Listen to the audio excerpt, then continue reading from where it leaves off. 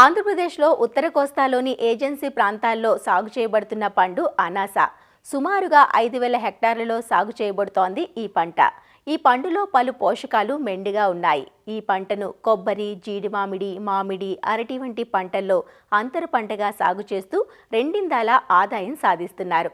ఏజెన్సీలోని వాలు ప్రాంతాల్లో వాలుకు అడ్డంగా అనాసను వేసుకుంటే వర్షానికి మట్టి కొట్టుకుపోకుండా అరికట్టవచ్చు. అయితే రైతులు అనాస యాజమాన్యంలో కొంత వెనుకబడి ఉన్నారు. పంట వేసాక వచ్చినంత దిగుబడి తీసుకోవడంతో సాగు లాభదాయకంగా ఉండడం లేదు. అలా కాక సకాలంలో పూత యాజమాన్యం చేపట్టినట్లయితే అధిక దిగుబడిని పొందవచ్చు. ఆ వివరాలు తెలియజేస్తున్నారు ఆచార్య ఎన్జీ రంగా వ్యవసాయ విశ్వవిద్యాలయం, పార్వతీపురం మన్యం జిల్లా రస్తాకుంటాబాయి కృషి విజ్ఞాన కేంద్రం ఉద్యాన శాస్త్రవేత్త డాక్టర్ ఎస్ శ్రీనివాసరాజు. ప్రపంచంలోనే 6వ అతిపెద్ద పంట పైనాపిల్.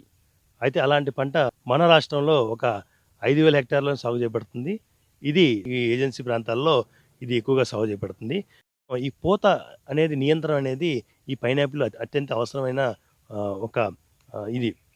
ఎందుకంటే ఈ పూత మనం మామూలుగా ఒక పైనాపిల్ చెట్టు తోటలో మనం వదిలేసినట్లయితే అది శీతాకాలంలో మాత్రమే దాని యొక్క ఫ్లవర్ ఇనిషియేషన్ జరిగి మనకి ఒక ఎటువంటి సస్యరక్షణ కానీ ఎటువంటి ఎరువులు యాజమాన్యం చేయకపోతే సుమారు 7 నుంచి 8 నెలల తర్వాత, అంటే జూలై ఆగస్టులో మన కాయలు రావడం అనేది మన సర్వసాధారణం. అది కూడా ఒక 100 చెట్లలో 30-40% మాత్రం రావడం జరుగుతుంది. అదే మనం శాస్త్రీయంగా చేసినట్లయితే మనకి ఈ 40 ఆకులు ఎంత తొందరగా తెచ్చుకొని దాంట్లో అప్పుడు మనం ఫ్లవర్ ఇనిషియేషన్ అది చేసినట్లయితే మనకి ఒక 80-90% అన్ని చెట్లకు కూడా మనకి ఎటువంటి ఇది లేకుండా మనకి పూత అదేవిధంగా కాయ వచ్చే వెసులుబాటు ఉంది. కాబట్టి మార్కెట్ అంతా ఒకేసారి మనం తీసుకొని యూనిఫామ్గా ఫ్లవరింగ్ వచ్చి యూనిఫామ్గా హార్వెస్ట్ చేస్తే రైతుకు మంచి గిట్టుబాటు, మంచి మార్కెట్ అనేది రావడం జరుగుతుంది.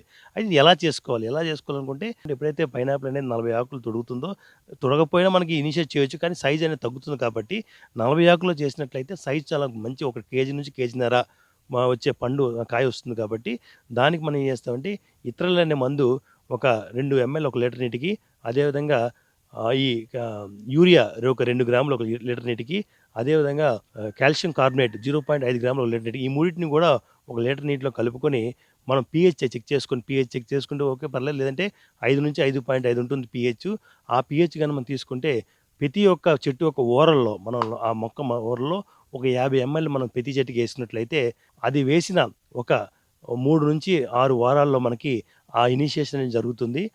అక్కడ మేము ఇక్కడ గమనించింది నత్త అనేది మాకు అటాక్ చేసి కొంతవరకు ఇబ్బంది పెడుతుంది. కాబట్టి నత్తను కూడా కొంచెం కంట్రోల్ చేసుకొని మనకి ఆ పూతని దాన్ని తినకుండా చేసినట్లయితే మనకి ఇమ్మీడియట్గా మనకు 6వ వారంలోనే మనకి ఆ విజిబుల్స్, అంటే ఆ పూత మనకు కనబడడం జరుగుతుంది.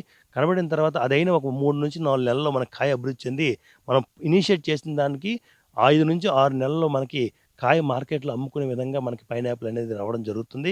సరైన పోషక యాజమాన్యము, అదేవిధంగా సస్యరక్షణ చేసుకున్నట్లయితే మంచి పంటను ఎక్కువ మొక్కల్లో ఎక్కువ క్రాప్ని తీసుకొని తక్కువ టైంలోనే మనం ఇన్ టైం ఒకేసారి హార్వెస్ట్ వచ్చినట్లయితే మార్కెట్ కూడా మంచి లాభం పొంది మనకి ఈ పైనాపిల్ అనేది ఒక నూతన వడవడిగా మన్యంలో ఏజెన్సీ ప్రాంతంలో ట్రైబల్స్ అందరికి కూడా అంటే ఒకేసారి వాళ్ళ ఆదాయం పెంచే విధంగా ప్రోత్సహించడానికి ఎటువంటి సందేహం లేదని భావిస్తున్నాను.